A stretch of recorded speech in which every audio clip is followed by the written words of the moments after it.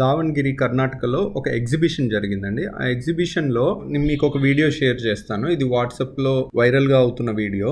అసలు liquid nitrogen ఇంత సర్వసాధారణంగా అదేంటో తెలియని క్వాక్స్ కూడా వాడుతుంటారు. ఒక పిల్లోడు ఇదేదో బాగుంది, దాంట్లో చిన్న పాన్ వేసి పాన్ ని చల్లగా చేయాలని చెప్పి దాంట్లో లిక్విడ్ నైట్రోజన్ వేసి ఆ పాన్ ఇస్తే పాన్ తినకుండా టక్కన తాగేశాడు.